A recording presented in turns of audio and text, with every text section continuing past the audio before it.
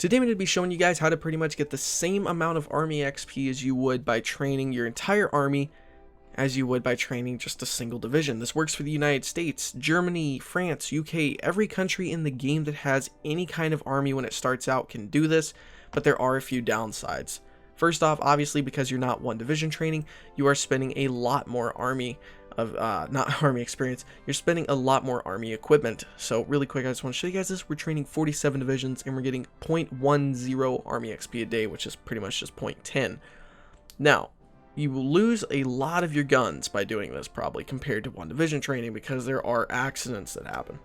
Second off, if you begin training any new divisions, while you're doing this, your army experience is going to go down also. So it's kind of a mixed, I guess, basket if you want to do this or not, but still for countries like Germany, Italy, Japan, the Soviets, any country that can't really delete their entire army and get away with it, this works great. And I do mean great for you. Even France, they can continuously build up their army now instead of having to delete it and do one division training. UK can do the same thing, but might not be a great idea for the UK to do it, or maybe even France, depending on how many guns they're going to be able to keep. But let's go and show you guys how to do this. So when Man the Guns came out, or well, previously before Man the Guns, the way army experience was gained was based on how big your army was and how big it was training pretty much.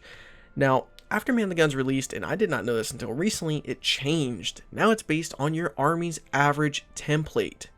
I think a lot of people can already see where I'm going with this. If you convert your entire army to the same template, you gain the experience as if it was just a single division training. That's how with 47 divisions, we are gaining 0.10 army experience a day.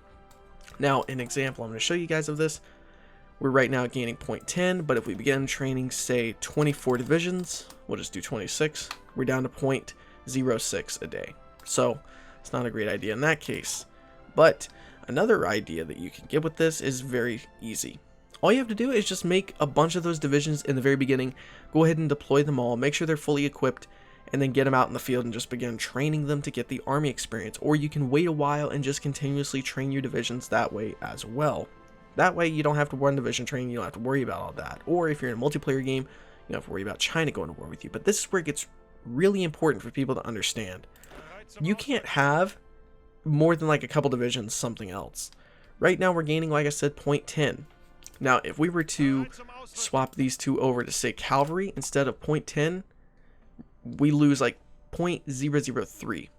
But what if we had an entire 24 divisions of cavalry, right? Because it's going by the average, we've dropped to half. So it's really important everything is the exact same template, and that template is whatever is the largest template you have available in your military. So we're going to delete these guys, and boom, we're back up to the exact same army experience we just were. So it's not based on the size of your army, it's based on the amount of divisions, or not the divisions, but it's based on the average template that you have training, and how many of those are deployed has nothing to do with it. Now, another really cool thing I want to show you guys is, let's say you get enough army XP to make 40 wits, okay? I'm just going to say XP 100, just for an example, so I can show you guys this. This means if you have all these divisions, you can just go ahead and apply, or not apply, but you can just go ahead and equip, say, 40 with infantry divisions, which a lot of players will do in single player and multiplayer. And done. Now that we have a 40 width, instead of 0.10 army XP a day, I think we'll have 0.2 or close to it. Actually, no, I forgot. It's got to go through a couple days. And basically, all the divisions are going to start re-equipping.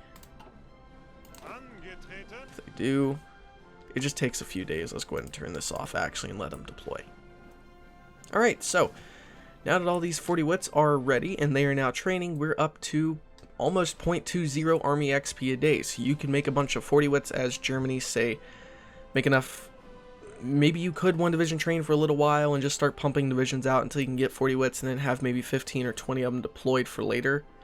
Then you're able to get a bunch of army XP. I mean, there's a tons of ways you can really edit this to be able to work for you specifically. But as you can see, we're gaining basically 1 army XP every 5 days.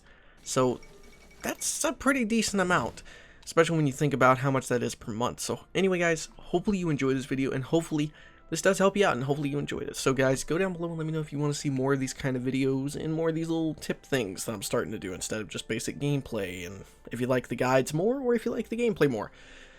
Anyway, again, hopefully you enjoyed it. Thank you for watching. I will see you guys next time. Stay awesome.